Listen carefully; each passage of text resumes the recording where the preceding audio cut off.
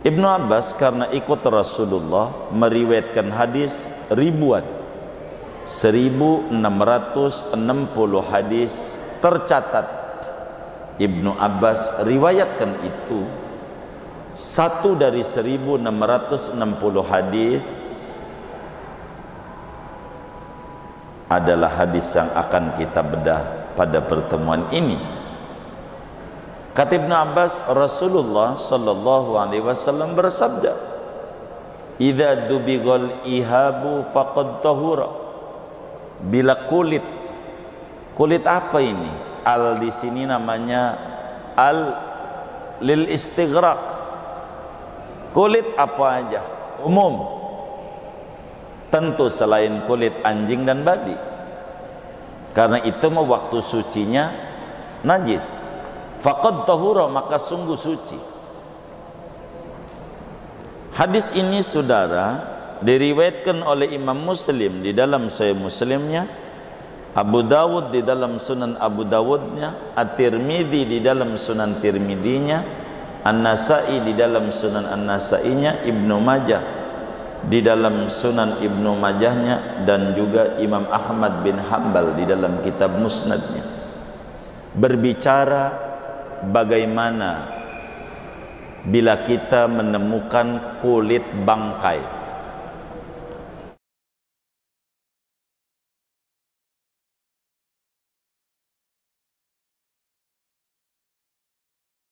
Assalamualaikum warahmatullahi wabarakatuh.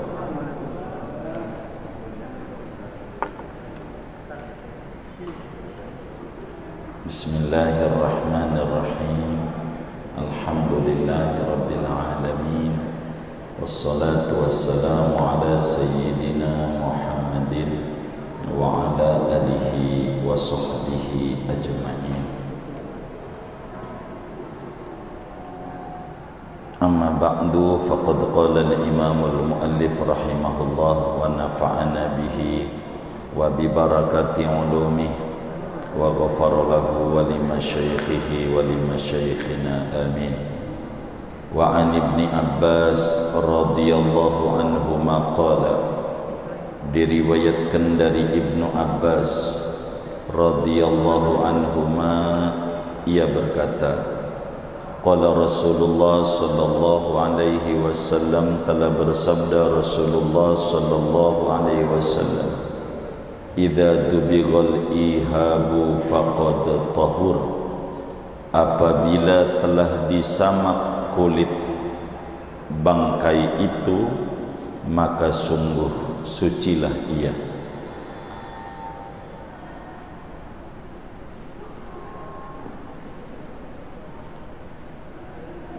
Akhrajahu Muslim, telah mengeluarkan akan hadis ini oleh Imam Muslim. Wa indal arba'ati, dan di sisi riwayat imam yang empat, Abu Dawud, Tirmidzi, Nasa'i dan Ibnu Majah, ayyuma ihabin dubigha faqad tahura, mana-mana kulit yang disamak, maka sungguh sucilah ia. Sadaqa Rasulullah sallallahu alaihi wa alihi wa sahbihi wasallam. Hadirin sekalian yang mulia, Bapak Ibu, kajian kita setelah membahas tentang wadah-wadah yang terbuat daripada emas dan perak hukumnya, termasuk wadah-wadah yang terbuat selain daripada emas dan perak. Pada pertemuan ini kita akan membedah hukum kulit bangkai. Kulit bangkai bisa saja menjadi wadah, menjadi tas, menjadi jaket, menjadi sepatu, dan seterusnya, dompet, sabuk, dan sebagainya. Pertemuan ini saudara, hadis kita dari sahabat Nabi Abdullah bin Abbas. Dari 124.000 orang sahabat, Salah satunya adalah Abdullah bin Abbas radhiyallahu anhuma, seorang sahabat agung min ahlil bait, dari keluarganya Nabi Muhammad sallallahu alaihi wasallam. Ibnu Abbas lahir 3 tahun sebelum hijrah ke Madinah di Syi'ib Ali, di Mekah. Disitulah lahir Ibnu Abbas. Hijrah ke Madinah umur 3 tahun, dibawa oleh abahnya Abbas, karena Ibnu Abbas lahir 3 tahun sebelum hijrah ke Madinah. Rasulullah sallallahu alaihi wasallam ada di Madinah 10 tahun. Maka saat Rasulullah wafat, Ibnu Abbas umurnya baru 13 tahun, karena lahir 3 tahun sebelum hijrah ke Madinah dan bersama Nabi 10 tahun di Madinah. Jadi 3 ditambah 10 ya 13 tahun. Itulah Ibnu Abbas. Waktu baru lahir, dibawalah Ibnu Abbas kepada Rasulullah sallallahu alaihi wasallam sebagai pendidikan. Seorang ayah ajak anak-anaknya ke kiai, ajak soan, biar anak-anaknya bersentuhan dengan ulama. Dicontohkan oleh Abbas. Ini bayi Abdullah bin Abbas dibawa ke Rasulullah sallallahu alaihi wasallam, lalu didoakan oleh Nabi, diusap dadanya. Kata Nabi, Allahumma faqihhu fid din wa 'allimhu ta'wil. Ya Allah, beri pemahaman yang bagus kepada ini bayi tentang agamamu, dan ajarkan kepada ini bayi tafsir Al-Quran. Ini namanya diusap sama Nabi ini. Ibnu Abbas akhirnya mendapatkan ilmu laduni, cerdas, amat sangat luar biasa, berkat didoain oleh Rasulullah sallallahu alaihi wasallam. Pinternya minta ampun. Masih kecil, Ibnu Abbas sudah menjadi rujukan sahabat-sahabat besar, karena ilmu dalam Islam tidak pernah malu berbicara umur. Biar kata Ibnu Abbas kecil, tapi ilmunya banyak, sehingga banyak ditanya oleh para sahabat Nabi yang lain. Kadang nanya agama sama Ibnu Abbas, karena ikut Rasulullah kemana-mana.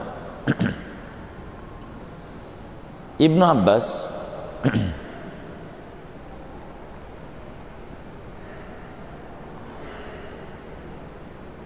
alimnya Masya Allah. Bahkan di antara karomahnya, dapat memandang malaikat Jibril dengan wujud yang asli 2 kali. Karena memang itu permintaan Ibnu Abbas kepada Rasulullah waktu ditawarin. Kata Nabi, Ibnu Abbas, ente minta apa? Kalau kita ditawarin sama kiai, wali lagi, rajanya wali, ini kiai gede, ente mau minta apa? Kiai, saya minta biar kaya aja. Kaya mulu kita, duit yang diminta. Biar tanah laku, begitu. Tanah siapa yang kau jual? Tanah orang, nggak bisa didoain. Tanah orang masalahnya.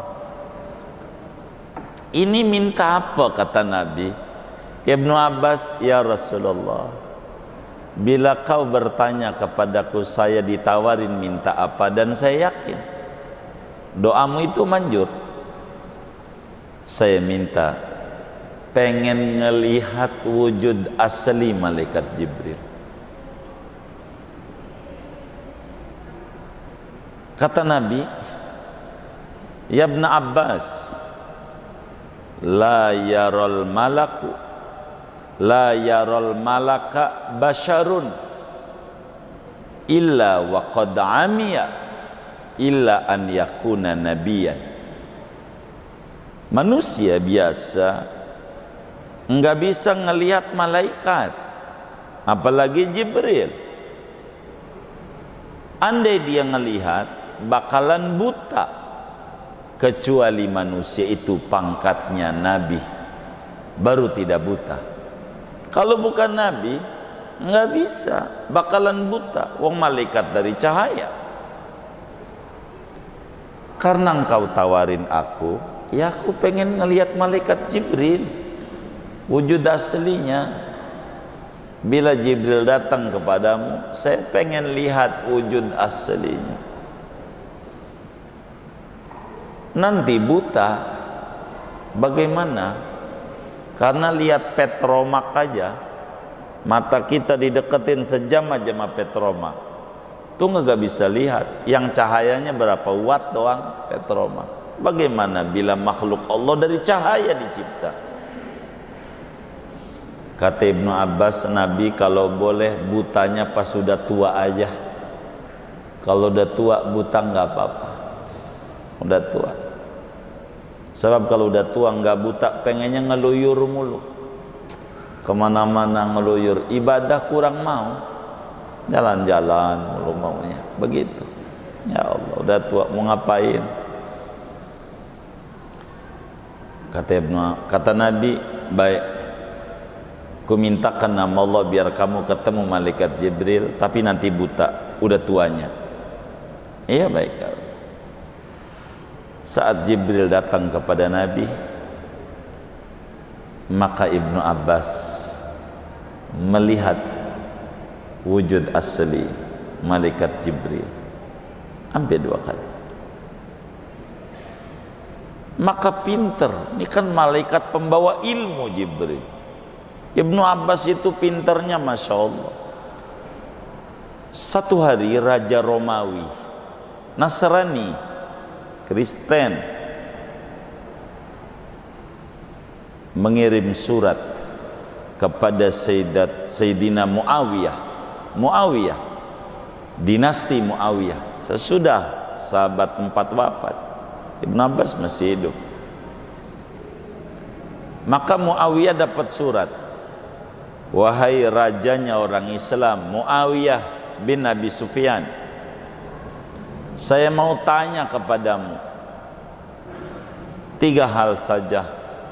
Kalau memang kau adalah rajanya orang Islam, tentu pintar kamu. Maka yang pertama saya mau nanya, dalam surat itu darah apa yang pertama kali mengalir di bumi ini? Ma awwalu damin dhahara fil ardi, darah apa yang pertama kali tumpah di muka bumi? Yang kedua, kuburan siapa yang kuburan itu goyang-goyang ketika ada penghuninya, gerak-gerak?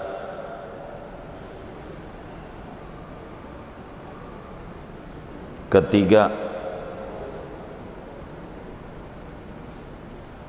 bumi mana yang kena cahaya matahari sejak diciptakan oleh Allah tuh bumi cuman sekali doang. Sekali doang kena cahaya matahari, habis itu nggak kena cahaya lagi. Biar kata Khalifah Muawiyah, garuk-garuk ditanya begitu, enggak gatel garuk-garuknya. Ini pertanyaan ini puyeng. Maka Muawiyah manggil kiai yang pinter, Ibnu Abbas. Dipanggil, Ibnu Abbas, saya ini ada kesusahan. Apa kesusahanmu? Ditanya sama orang Kristen, rajanya lagi. 3 pertanyaan puyeng sama saya. Kau bantu jawablah. Kata Ibnu Abbas, apa pertanyaannya? Yang pertama, darah apa yang keluar, yang tumpah di muka bumi ini pertama kali? Menurutmu Ibnu Abbas, darah apa? Darah haid. Itu yang pertama kali tumpah di muka bumi. Bukan Qabil Habil, bukan. Darah men Siti Hawa. Kan darah yang pertama kali tumpah ke bumi, ya darah Siti Hawa. Gitu. Qabil Habil mau kalau udah Siti Hawa hamil, darah itu dulu yang keluar, darah men. Oh, makasih. Ini pertanyaan kedua rumit ini. Kuburan gerak-gerak, ada penghuninya, kuburan siapa? Itu Nabi Yunus, kan dimakan ikan itu di laut, kan jalan-jalan ikannya, jalan-jalan kemana-mana. Hutu Yunus, ikan paus yang bawa Nabi Yunus, kan kuburannya itu, jalan-jalan kuburannya, gerak-gerak, nggak diem aja. Selainnya kuburan tuh diem aja, begitu. Yang nomor 3 ini Ibnu Abbas lebih rumit. Yang bagaimana rumitnya? Bumi kena cahaya matahari cuman sekali selama dicipta sama Allah. Bumi mana? Kata Ibnu Abbas, itu bumi antara Mesir dan Palestina, Laut Mediterania. Yang mana? Kan waktu itu Nabi Musa nyebrang, lautnya belah. Lah, kena cahaya matahari. Nabi Musa lewat, nutup, sampai sekarang masih nutup. Itu bumi, kena sekali-kalinya doang. Terima kasih, terima kasih. Mau minta apa hadiahnya? Tuh begitu kalau pemerintah hadiahnya. Gitu. Ketua PSSI atau apa? Yo, kalau presiden nawarin kan bisa ya. Apa aja. Mau jabatan komisaris BUMN begitu. Presiden Ibnu Abbas enggak mau. Dikirim tuh surat ke Raja Romawi, jawabannya. Raja Romawi akhirnya bilang, minta diterjemah bahasa Arab. Pas dijawab, saya 1000% yakin ini bukan jawaban Muawiyah. Kagak bisa dia jawab ini, kagak. Saya 1000%. Muawiyah, ini bukan jawaban. Bukan, saya nggak yakin dari engkau. Kata Muawiyah, iya bukan jawaban saya. Yang bisa jawab ini kudu keluarga besar Nabi Muhammad. Nggak bisa, kudu ahlul bait. Sebab ini ilmu-ilmu yang sulit orang bisa menjawab. Ilmu ini. Maka dijawab, iya itu jawaban Ibnu Abbas, keluarga besar Nabi. Sebab Bani Hashim, ahlul bait itu Bani Hashim, Bani Muttalib, dan ini Bani Hashim. Hashim punya anak Abdul Muttalib, Abdul Muttalib punya anak Abdullah, punya anak Nabi Muhammad. Abdul Muttalib punya anak Abbas, Abbas punya anak Abdullah bin Abbas yang disingkat Ibnu Abbas. Ahlul Bait. alim, Ibnu Abbas alim, pinternya Masya Allah. Lalu beliau setelah wafatnya Rasulullah sallallahu alaihi wasallam, beliau menetap di Taif, mengajar di Taif sampai akhirnya beliau meninggal dunia pada tahun 68 Hijriah di Taif. 68 Hijriah, dalam usia 73 tahun. Saat di Taif, Ibnu Abbas, kenapa kau tidak mau tinggal di Madinah, ngajarnya di Madinah? Saya mau orang kotor, enggak layak saya ada di Madinah dah, enggak di Mekah. Udah saya mah di Taif saja, di kampung. Begitulah tawaduknya Ibnu Abbas.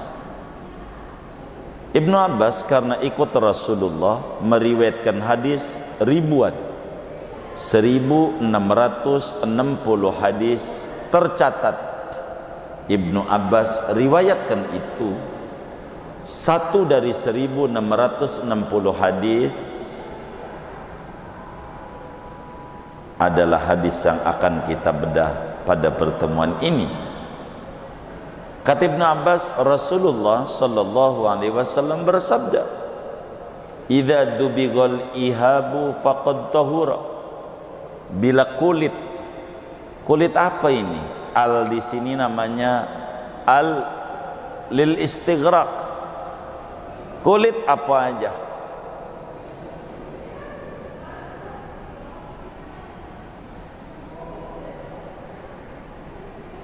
Umum. Tentu selain kulit anjing dan babi, karena itu mau waktu sucinya najis. Faqad tahura, maka sungguh suci.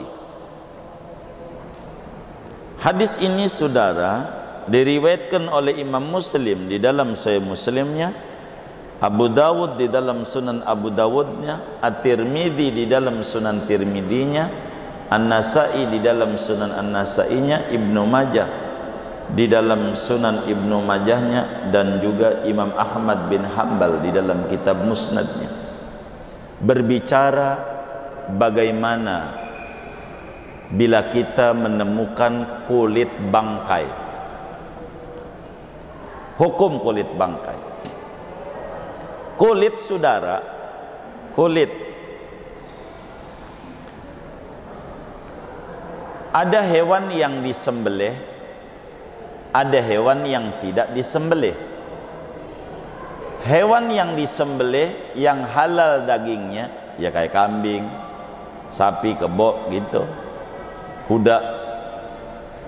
Ini kalau kulitnya kalau disembelih itu otomatis suci, dan ini kita enggak komentari. Ulama fikih, peneliti hukum tidak mau mengomentari kulit binatang yang disembelih daripada binatang yang halal dimakan dagingnya. Tidak ada bahasan pada materi kita. Kenapa? Sebab kulit binatang yang disembelih mengikuti asalnya. Ketika itu yang namanya sapi halal dagingnya, kulitnya juga halal. Kambing halal, kulitnya halal, suci juga. Kuda disembelih ya kulitnya juga suci juga. Dan ini bukan bahasan para imam mujtahid, enggak mau bahas itu. Itu mah halal, itu mah suci. Dibikin kerupuk kulit, dibikin beduk, dibikin apa terasa, itu enggak kita mau komentari. Sebab itu mau emang udah suci dari asalnya. Materi kita berbicara tentang bangkai binatang selain anjing dan babi. Kenapa selain anjing dan babi? Anjing dan babi hidupnya najis. Yang hidupnya najis, kita nggak mau ngomongin kulitnya, udah dengan sendirinya najis. Wong hidupnya aja najis, kulitnya dengan sendirinya najis. Dan ini di luar bahasan kita. Anjing dan babi kulitnya dengan sendirinya najis. Walaupun idza dubighal ihab, apabila kulit disamak selain kulit babi, selain kulit anjing.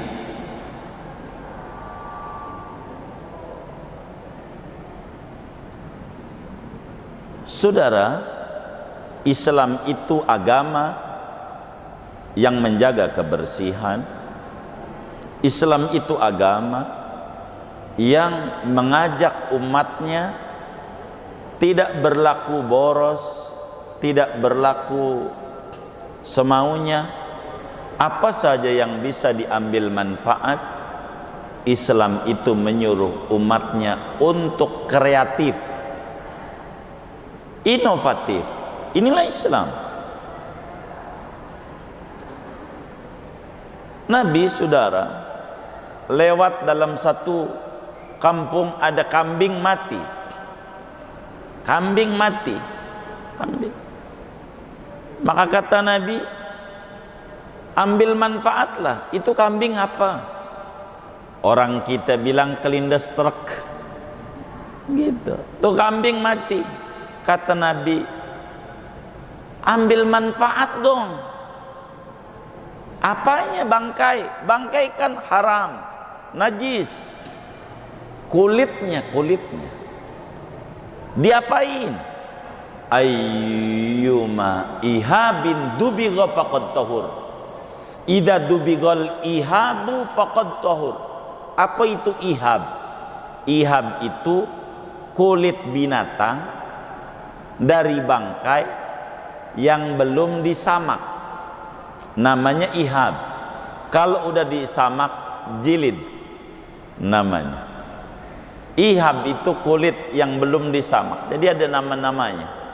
Kayak baju, kalau belum dijahit namanya bahan, udah dijahit begini namanya baju. Begitulah, sama, padahal bahan-bahan juga begitu, tapi ada namanya. Maka saudara, kajian kita ini bisa diambil hukum pada pertemuan ini ketika Nabi bilang idza dubighal ihabu faqad tuhur. Bila kulit bangkai disamak maka menjadi suci adanya. Maknanya saudara, semua kulit bangkai, baik daripada binatang yang dimakan dagingnya maupun tidak dimakan dagingnya, bila mana kulit itu disamak, maka kulit itu menjadi suci. Namanya toharoh bil istihalah, suci dengan perubahan sifat. Kajian kita berbicara suci dengan perubahan sifat.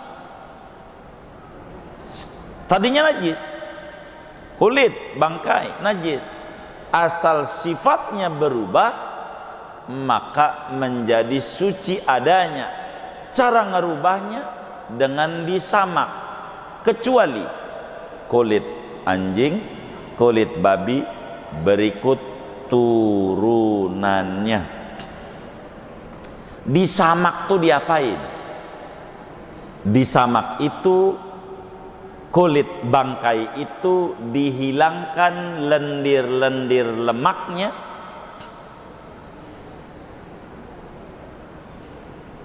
sehingga tidak menjadi busuk ketika direndam kembali. Dihilangkan lemak-lemaknya, lendir-lendirnya, sehingga ketika direndam tidak jadi busuk. Cara menghilangkannya dengan menggunakan daun-daunan, benda-benda yang rasanya sepet. Tahu sepet enggak? Rasanya sepet. Apa itu sepet itu ya? Bahasa Indonesia. Bahasa Indonesia juga? Hah? Enggak, ada getir-getir begitu, iya. Enggak pahit lah, enggak. Sepet itu bukan pahit. Apa? Masam. Hah?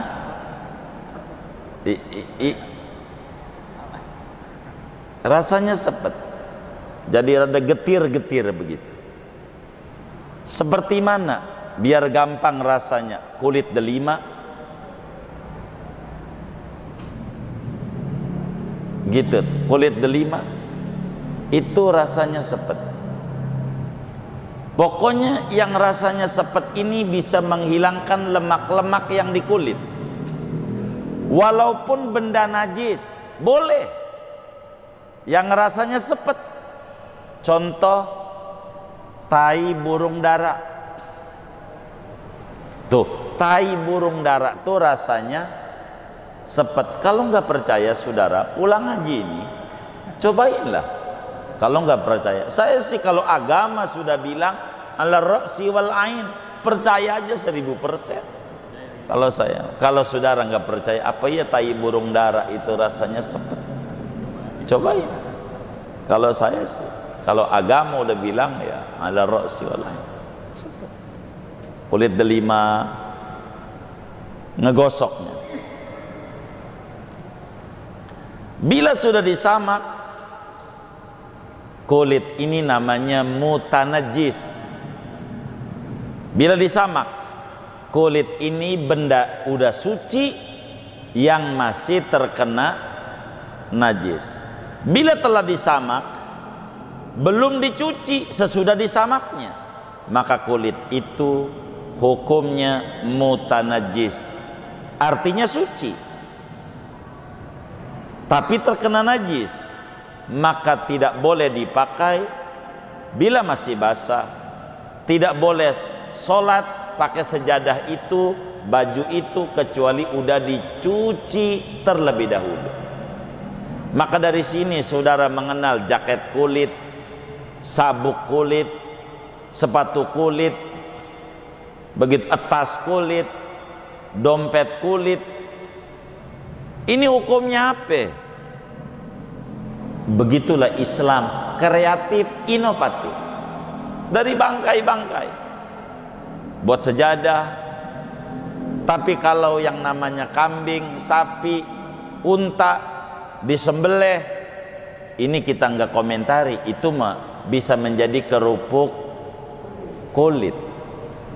Ini bukan untuk dimakan.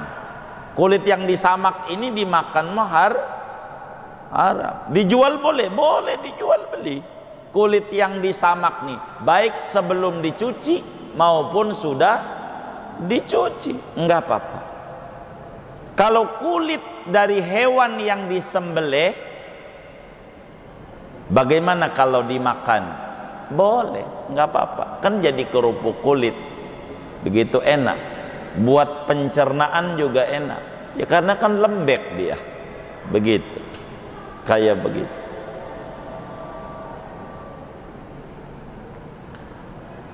Maka saudara, dari hadis ini bisa dipahami kulit itu apa saja. Maka al pada lafaz al-ihab lil istighraq, seperti pada hadis Abu Dawud, ihabin nakirah, umum. Pokoknya bangkai apa saja dimakan dagingnya atau tidak dimakan dagingnya. Kulit macan begitu, kulit macan. Apalagi kalau trio macan. Kulit macan nggak apa-apa. Biar nggak dimakan dagingnya, dimanfaatkan buat tas, sejadah, jaket, nggak apa-apa. Gitu, bangkai dimanfaatkan. jadi sepatu lah, jadi jaket lah, tapi caranya harus disamak. Dengan disamak, maka bagian luar, bagian dalam kulit menjadi suci adanya. Begitu, baik itu kulit daripada hewan yang dimakan dagingnya maupun tidak dimakan dagingnya, asal disamak kulitnya dari bangkai itu suci adanya. Kecuali tadi anjing dan babi turunannya, itu hidupnya najis, maka bangkainya apalagi, kita nggak mau komentari itu. Begitu. Maka bila kulit itu telah disamak kata Nabi, maka boleh dipakai karena suci, boleh diambil manfaat. Zaman dulu belum ada ember-ember, bikin gentong tempat air penampungannya. Zaman dulu belum ada galon, pakai kulit kambing dari bangkai, caranya disamak jadi tempat air, penampungan air. Orang dulu teknologi berjalan sampai jadi cup begini. Begitu ini teknologi.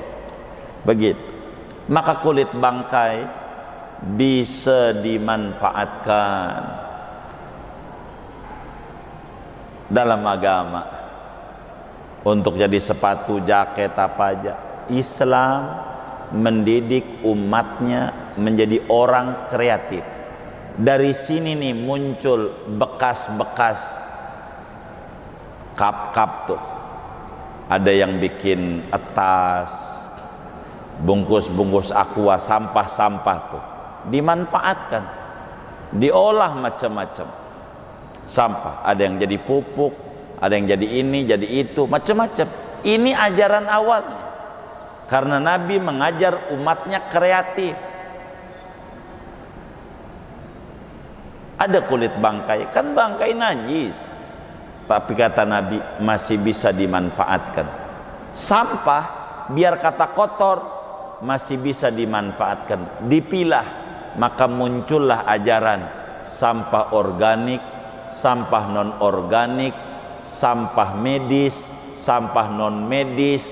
Ini semuanya itu ajaran awalnya Rasulullah Sallallahu Alaihi Wasallam untuk mendidik orang kreatif. Tapi karena kita bukan kajian filsafat, kajian hukum, bagaimana kalau kulit bangkai dimanfaatkan dengan cara disamak, apakah berubah menjadi suci? Jawabannya ya, menjadi suci berdasarkan hadis Muslim, idza dubigol ihabu faqad tahurah. Bila kulit itu disamak dari bangkai, maka suci adanya, selain kulit anjing dan babi, baik itu bangkai daripada hewan yang dimakan dagingnya maupun dari hewan yang tidak dimakan dagingnya, suci. Segini aja, kasihan mau wisuda. Moga-moga yang wisuda ilmunya manfaat daripada Universitas Mercubuana ini, semuanya mendapatkan pekerjaan yang baik, yang berkah. Amin rabbal alamin. Segini aja ngaji kita.